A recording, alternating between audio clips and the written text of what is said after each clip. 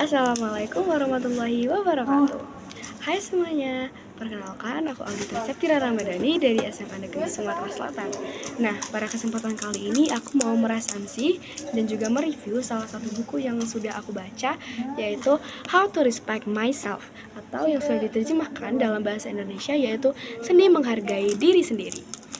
Sebelumnya, buku ini merupakan salah satu karya dari psikiater Korea Selatan yang terkenal dengan pendekatan humanis dalam menangani isu-isu kesehatan mental, yaitu Yoon Hong Yoon. Nah, dengan pengalaman klinis yang panjang, ia mampu menerjemahkan teori psikologi menjadi panduan praktis yang mudah dicerna pembaca, yaitu buku How to Respect Myself ini, teman-teman. Nah, buku How to Respect Myself ini sudah memiliki banyak versi terjemahan. Salah satunya yaitu yang baru aja aku baca, yaitu terjemahan dalam bahasa Indonesia. Nah, buku ini diangkat dari banyaknya anggapan bahwa banyak orang yang sebenarnya tidak benar-benar tahu bagaimana cara menghargai dirinya sendiri.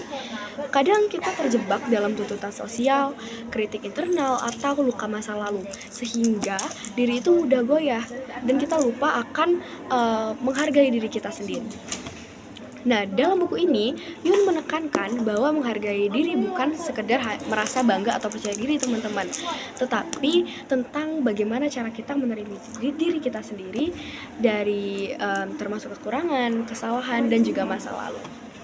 Nah, untuk membantu pembaca, buku ini disusun menjadi 7 bab yang berisi teori singkat, kisah reflektif, serta latihan-latihan praktis.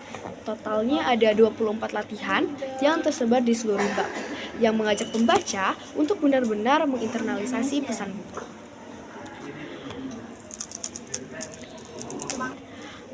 Nah, menurut aku sendiri, kelebihan buku ini tuh terletak pada keseimbangan antara teori dan praktiknya.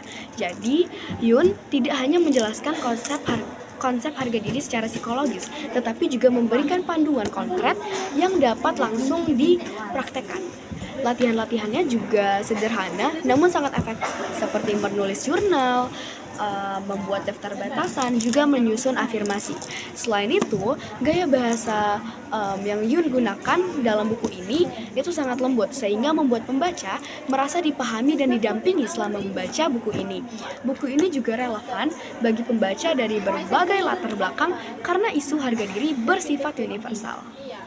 Tapi tidak hanya kelebihan, adapun kekurangan yang aku temukan selama membaca buku ini, yaitu bagi pembaca yang menginginkan kajian psikologis yang lebih mendalam atau berbasis penelitian akademis, buku ini mungkin terasa terlalu sederhana.